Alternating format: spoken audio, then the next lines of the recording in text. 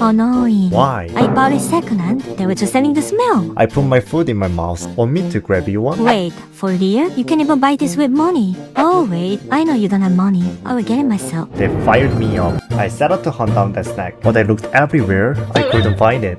But as luck would have it, I found one selling for an insane price. So I gave her my birthday present and bought it instead. There was a new one, but I let Xian have it. How'd you get it? My connections, my network. Keep lying, you loser. Still, I had no regret. She liked it way more than I expected. But as I'd find out later, Xian apparently never even ate that. More than how that tasted, I think she wanted to see how much I cared.